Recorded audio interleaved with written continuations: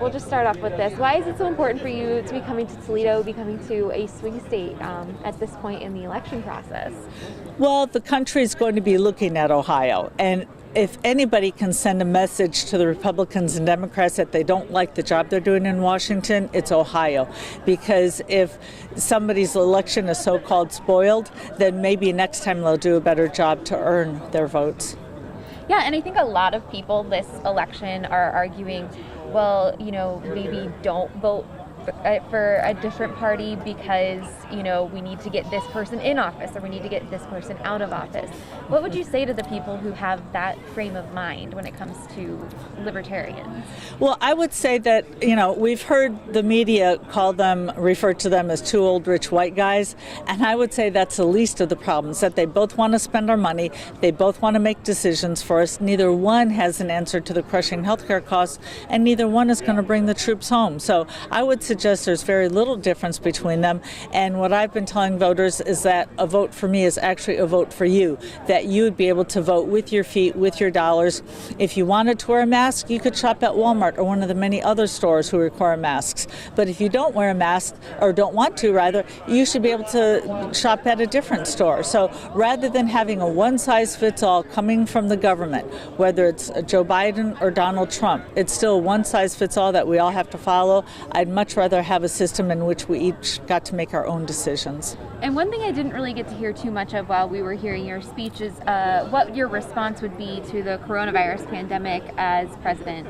I know that obviously that's at the top of everyone's mind right now.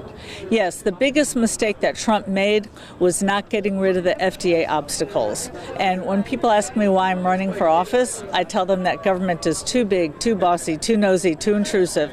But the worst part is they usually end up hurting the very people they try to help. And the FDA is just one example. The FDA is supposed to make us safer, and yet they prevented us from being tested. There were literally dozens of testing kits floating around the country being made by different manufacturers, and yet thanks to the FDA and CDC, in the beginning, we were only allowed to use 2 of them. Meanwhile, other countries around the world did extensive testing, and they were able to keep their jobs. They knew who could go out safely and work and who needed to stay home.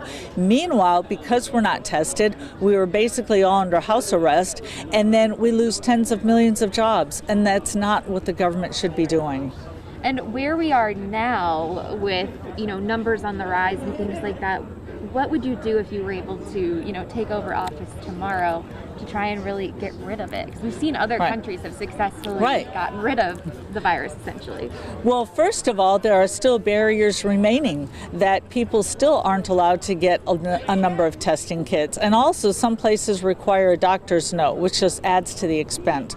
So I would get rid of all the regulations that would allow people to be able to easily test themselves. So again, they can make their own decisions, and they can go out and work if they're safe, and then they know which family members they can visit, and or whether they need to be quarantined. And it's a myth. So many people think, well, if the government doesn't do it, then it doesn't get done. Well, 2 things. First of all, notice Walmart and several other stores said we're going to require a mask. So they didn't need the government telling them. They made the decision on their own. And secondly, they had done a poll when we first started reopening, and they asked the American people, do you think we're reopening too soon? And something like 70% of Americans said yes. So we're adults, we can make decisions, and we know that if we're going to see our loved ones, especially those who are older or compromised, that we need to take care of our health and that we need to be tested or wear a mask. And for people who may have never explored the Libertarian Party values before, the thing I keep hearing is that people want their gay neighbors to be able to protect their marijuana with their guns. I know that that's like a very simplistic way, but how would you explain it to people? Obviously, deregulation, smaller government.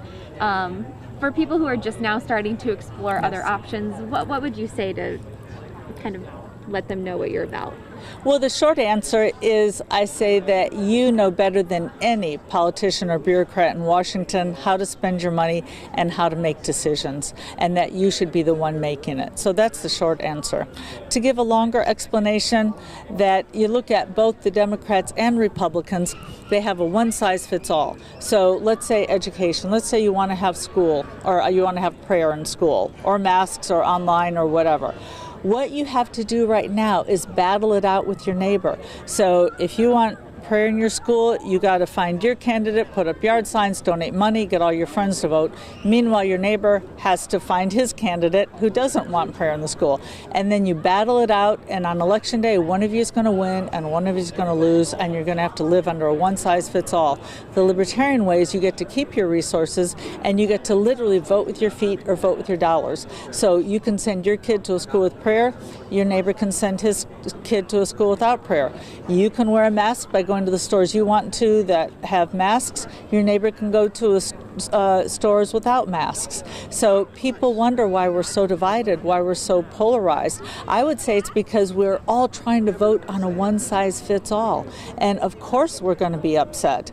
And imagine if we put before a vote, are we all going to be vegetarians or are we all going to be steak eaters? And people might say, well, that's ridiculous, but look at what we're voting on right now. Vaccines, that's a very personal choice. Education, healthcare, even our retirement. Why should we all get together and vote on one retirement system for everybody in the country? Why can't we get along with our neighbor and each make our own choices? So I would say the libertarian way is to vote with your feet or vote with your dollars, where you get to make your decisions every day instead of a one-size-fits-all from the government. And I would love to get your reaction on the latest debate. I'm sure that you were probably watching, and I know a lot of your supporters would have liked to see you up there along with them. But when you look at the Democrat and Republican Party candidates that are being put forth right now, what do you see, and what do you have to say?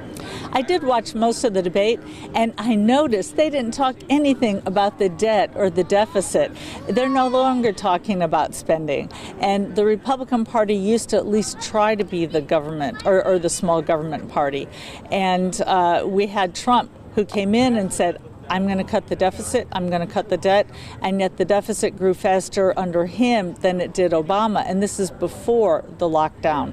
And so I would suggest that, why don't we have a person on stage talking about how the government is just owing too much money and spending too much money? We got to stop digging this hole. We got to stop digging and get ourselves out of this hole. Okay, so one more question. Here, unions are a very important thing, and I saw someone ask you that question, and I'd love to ask you again. How do you feel about unions in the workplace? We've got a lot of auto workers here. We've got some glass workers. We've got a lot of industries that are very union strong here. Well, I'm for unions as long as it's voluntary, that people join only if they want to, and if they don't get special powers so that they can hold the employers hostage. And if we look, unions are one of the things that hurt Detroit many decades ago, because what would happen is they would come up with new innovations. They saw that we were getting competition from Japan, and so they said, okay, we want to tweak this or that, so we want to change the assembly line a little bit. And the unions basically said, nope, not in our contract, we're not going to do it. And how can we compete with Japan if our companies can't even upgrade, can't even add innovation because unions are refusing to do it? Now, can unions get together or can people get together and form a union and say, nope, we're not going to do that? Absolutely. But then the company should be able to replace them if they need to. So absolutely nothing wrong with collective bargaining as long as they're not given special powers to hold the company hostage. Great. Is there anything else you want to add? Anything else you want Toledo voters to hear from you before we let you say hello to everyone? Well, I would say that about 75% of our volunteers are from outside the party, and it's been that way since the beginning, which is unheard of. And it just shows that people realize that the system is broken. And anybody wanting to go to my website, it's jo20.com. That's jo20.com. All right. Thank you so much. Appreciate it. Thank you.